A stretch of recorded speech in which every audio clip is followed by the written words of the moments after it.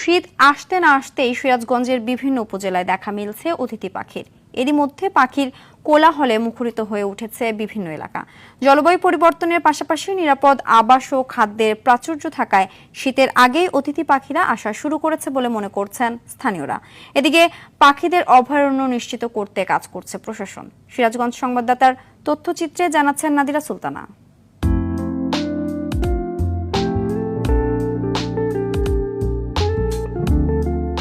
শীত আসলেই সিরাজগঞ্জের নদ নদী ও চলনবিলে দেখা মিলে অতিথি পাখির। তবে এবার শীতের আগেই আসতে শুরু করেছে পাখিরা। এরই মধ্যে জেলার বেলকুচি, রায়গঞ্জ, তারাস, শাহজাদপুর, উল্লাপাড়া ও চরাঞ্চল সহ গ্রামগুলোতে অতিথি পাখির আগমন ঘটেছে। বাসা বেঁধেছে এলাকার গাছে গাছে। আর পাখির কিচিরমিচির শব্দে অমীয় রূপ ধারণ করেছে প্রকৃতি।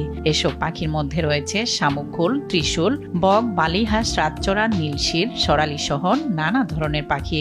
মাঠ জুড়ে দাপিয়ে বেড়াচ্ছে ডাহুক, গাংচিল সহ নাম না জানা অনেক পাখি। এদেরকে আমরা রক্ষণাবেক্ষণ করছি, পাশাপাশি এদের রক্ষণাবেক্ষণের জন্য কিন্তু স্থানীয় যারা প্রশাসন রয়েছে তারা কিন্তু সজাগ রয়েছে।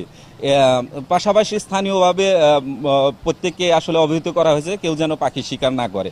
এদিকে পাখি শিকার বন্ধ ও নিরাপদ আশ্রয়স্থল নিশ্চিতে কাজ করছে প্রশাসন। যে উপকারভোগী সদস্য আছে তাদের সমন্বয়ে এবং প্রশাসনের সমন্বয়ে আমরা সবাই জনসচেতনতামূলক কাজ করছি, সবাইকে বোঝানোর চেষ্টা করছি যাতে কেউ অতিথি পাখি নিধন না করে। আমরা ইতিমধ্যে উপজেলা নির্বাহী অফিসারদেরকে নির্দেশনা প্রদান করেছি যেন কোনো ধরনের অতিথি পাখি কেউ যেন নিধন করতে না পারে। এই বিষয়ে তারা